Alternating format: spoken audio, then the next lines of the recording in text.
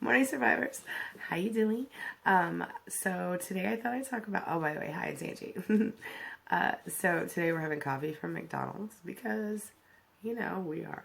hmm McDonald's has surprisingly good coffee nowadays. Anyway, I have a little allergy issue all of a sudden. I started sneezing and I can't stop, so please don't judge me. Anyway, um, today I thought I'd continue the narcissistic language, the language of narcissists series. Okay, so I want to talk about communication. Okay, so basically, communication, like as a human, is all about learning to speak the language, right? Like when you're a little kid, you go through this process of learning English or whatever language you speak, right? And it feels frustrating to you until you learn. A little child will feel frustrated until he or she learns, excuse me, until he or she learns how to communicate properly, because often our brains catch up before our mouths, so to speak, when we're children, right? Especially some kids. So, learning to speak the language of your audience is really what it is that communication is about. And when I say audience, I mean anybody you're talking to, right? So like y'all, I sometimes speak your language, right? And sometimes maybe your audience is like your math teacher or like your kids or whatever. The point is, we have the whole narcissist issue to talk about, of course. So what is the language of the narcissist? What do you think? Well, if you ask me, when you're dealing with a narcissist, one of the most difficult things that you have happening is you feel like you're talking to a brick wall. I've often compared trying to communicate with a narcissist to actually being standing in front of a brick wall and banging your head against it and expecting the wall to change and expecting something to be different when you're done and the wall to understand you. And all the while you're banging your head against the wall and it's getting bloody and beaten and gross and painful, and yet you continue. So, let's talk about that. So here's what's interesting about that whole narc speak thing, right? The language of narcissists. Narcissists love to make you think that it's your fault. That the poor communication between the two of you is you. It's all you. They just don't know how to talk to you. You just don't understand them. La la la. A lot of times they'll even say to you the same things that you've said to them. Like if you say to your narcissist something like, I feel like you just don't hear me and you don't listen to me. You don't understand me. Can you please listen to me? Like a day later or an hour later, they'll be like, you just don't understand. You just don't listen to me. La la la la. Right? It's exhausting, and they will use this so-called excuse as a reason to cheat on you because they can't talk to you, or as a reason to do something that the two of you agree that they wouldn't do. Men or women do, both of them do this. What I find interesting is that, personally, I communicate for a living. I'm pretty good at it. I tell people how to do things. I explain things. Every job I've ever had, guess what? Even in high school when I worked at McDonald's, guess what my job ended up being? I was a trainer. I was the person who taught everybody how to do their jobs, right? And this continued throughout my life until I stopped working for other people and started working for myself. Now, knowing that, and oh, by the way, by trade, before I became a life coach, guess what I was? A writer, a journalist. I'm pretty good at expressing myself, right? So, like 99.9% of the people in my life pretty much understand me when I speak to them. And yet there's this one little percentage. And those are the people who are the narcissists that I've dealt with and that I've run into. And those are the people who pretend to not understand me. Do I really believe that I'm not communicating effectively? No. And I'm not trying to be arrogant when I say that. I communicate for a living. And yet, the narcissists never can understand me. Isn't that interesting? You got that problem. So you want kind of an example of that? Would it be helpful to you? All right, well, so typically it's like this. So a narcissist will do something that would upset you or bother you. And because by nature you want to communicate, you feel like you want to address it with them, right? So you might oh God, just prepare this speech and think really hard and try and stress and la la la. And then the next thing you figured out what tone of voice you're going to use. You've thought about it and what outfit to wear, where you're going to do it. And what it is that, you're even going to say. You're going to know word for word what you're going to say, how you're going to look, all these things, because with a narcissist, you almost have to do that. And then, of course, the moment you've got it all figured out and you know exactly what to say, you say, hey, can we talk?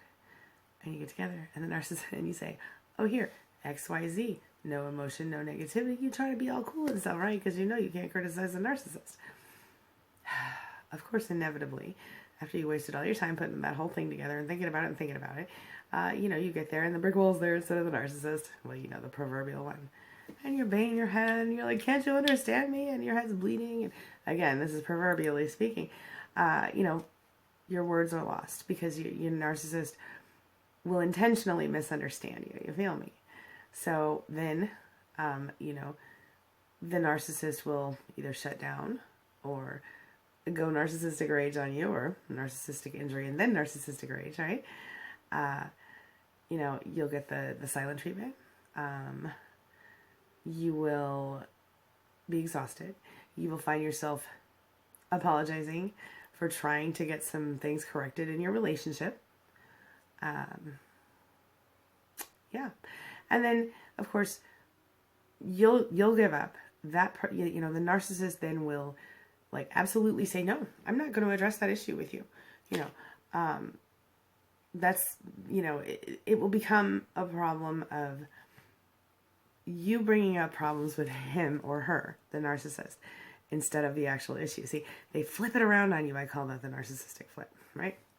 All right. Let's talk about some things that narcissists say, shall we? Number one, my last partner tried to change me, but I can't be changed. I'm fine just the way I am. What that really means is that the narcissist doesn't think there's anything wrong with him or her, and the last partner may have said, hey, could you be a little nicer to me once in a while or whatever. And so, of course, what they're doing when they tell you, I changed for that person and it wasn't worth it, or that person tried to change me, I just want to be myself, blah, blah, blah. At the beginning of a relationship, when they tell you these things, it's just like when they tell you that, their ex-narcissist beat them or had an affair on them or did anything else. It's a way to make you want to take care of them. It's a way to ingratiate you, or not ingratiate, but give you a certain sense of obligation, because now, now you don't want to be that person, and so you want to behave differently, and then the narcissist has more control, right? Next up, women or men are a dime a dozen. What does that mean? Well, it means I disrespect the opposite sex, or the same sex, whatever your deal is. They're all just, like holes or sticks or whatever gross thing you want to say about people, right? They were put on this earth to service me, blah, blah, blah. Narcissistic women will say things like, oh, I can use a man for sex, blah, blah, blah. Or I can give a man sex and get, they don't say that out loud, of course, but, the women especially, they'll use sex as a manipulation tactic. Men will sometimes, but women are more likely to do that. But men do sometimes too, especially if they're especially gifted in certain areas, right? They use everything they have to their advantage. Here's another one. So when a narcissist says, I love you, but I'm not in love with you yet, but I might love you in the future. You never know. Everything's going okay. Okay, what that really means is that, I want to keep you around for now. I'm not really that interested in you. I'm always keeping my eye out for something better, but hey, if we get stuck together long enough that I can't find anybody else, well, maybe I'll stick with you. I don't know. Here's another thing they say. We can never be together. We can never, ever. You know what I'm talking about? So, what that really means is, now that you're totally brainwashed and you're totally in love with me, I'm going to go ahead and grind you down into a pulp, and I'm going to hurt you so bad that you're never going to get up again. I feel like you criticize me when you come to me with problems that you have with me. What that really means is, I don't like when people tell me I'm doing stuff that's wrong.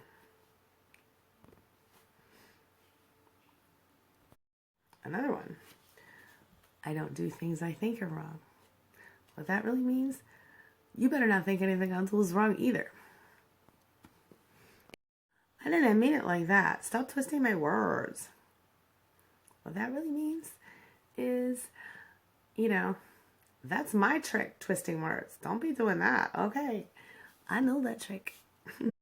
Another one. What we have is too special. You have to forgive me. We have to start again. What that really means, hey, can you forgive me so I can keep hurting you over and over again? That's how I really like to live. Oh my God, I totally met my match. It's so crazy. What that really means is, hey, I like you right now for this moment, but like in a minute, I'm probably gonna see somebody I like better, so you better enjoy it while you can. And by the way, this line works almost always on everybody. Another one. Oh my God, I see something totally amazing in you. What that really means is, I see something in you that I can exploit or destroy or ruin. Yeah, because I'm a narcissist and I like that stuff.